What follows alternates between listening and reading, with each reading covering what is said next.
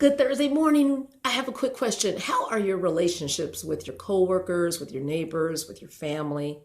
We are in the last chapter of Romans 16, and it's all about getting along with folks, relationships.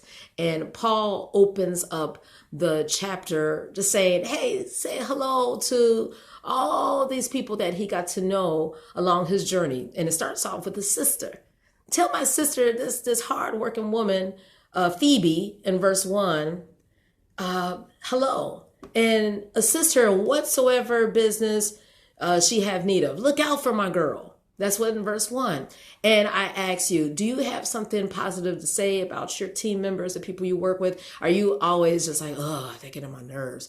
I was in a grocery store 3 days ago, the same day that, I went to the shop, looking for a suit for my son, and the salesperson had a sucker in her mouth the whole time she was showing me pants and jackets. But in the grocery store, you know how, you have to check out people, and there was, she's complaining to the security guard, I'm doing too much and blah, blah, blah. And she's cursing and she's in front of customers. And then the manager comes and says, yeah, you're going to have to, work here and work over or whatever. And she, said, F that. And I'm like, how are you supposed to extract any type of pleasure in your job if you're so negative? Hello, you're getting paid. So I'm asking you today, are you one of those, like the lady, the cashier at the grocery store, just always, snapping, nasty? Oh, she get on my nerves, And like I said, she used much more descriptive language. No. So Paul, like I said, started with verse 1 and said something good about absolutely everyone he encountered in his journey. Fellow laborers, co-workers, fellow ministers. Like I said, he started with Phoebe, but he goes on in verse 3, greet Priscilla and Aquila, my helpers, and then verse, they're my well-beloved. And verse 5, Epaenetus, right? And then in verse 6, Mary, who bestowed much labor, she's a hard worker. That's in 6 and 7. Andronicus and Junia, my brothers who are just, they were born Jewish and they were my fellow prisoners, right? And verse 8, Amplius, my beloved. You see how he just keeps on going on and on. And 9, Urbane, our helper, right? He's a hard worker. Verse 10, Apelles, approved of Christ, right? He is living the right way. And in verse 11, Herodian, my kinsman, my homie, right? We're the same blood.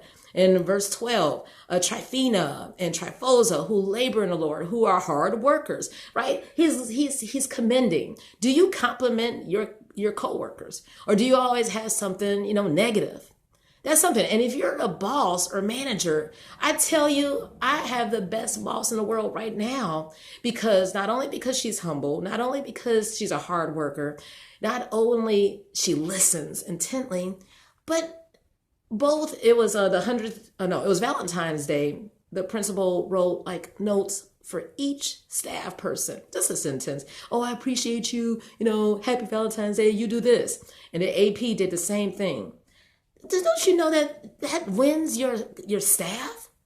You better do that constantly. Well, look at it. Paul is doing this. He's saluting each person. Salute Rufus in verse 13. Chosen of the Lord. He's special. Do you understand? 14 goes on to 5 people he's saluting. And the saints. And the same thing for verse 15. Then he ends in verse 16. Now, salute you all. Greet each other. Salute each other with a holy kiss. Not a Judas kiss.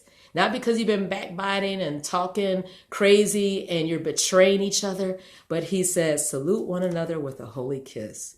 Can you do that? And I'm not saying literally, but can you, salute each other with joy and integrity in your heart when you see your coworkers today? Or you say, oh, all right, because you've been talking about them in negative. And this is what he's saying, guard against. In verse 17, he says, mark those who cause divisions. They are always, talking crazy. It says it in verse 17, mark them which cause divisions and offenses contrary to the doctrine, especially in the church, which ye have learned. And verse 18, for they serve what? I didn't write this. They serve their belly. sometimes there's a correlation with people who talk loud and talk negative and serve their mouths and their appetites. I'm not saying, but maybe, sometimes they might be calorically challenged, right? No discipline. Come on, y'all. I'm just keeping it real. I just hear from the Lord. Why is it that sometimes the ones who are loud, the ones who talk, and negative, in verse 18, but their own belly and by good works, fair speeches, deceive the hearts of the simple. Just crazy, just negative. So I'm asking you today, are you one of those? Are you one of the verse 1 through 15, or are you one of those in verse 17 and 18, just negative? All right, I hope you have a wonderful day in the Lord, serving and enjoying the fruits of your labor.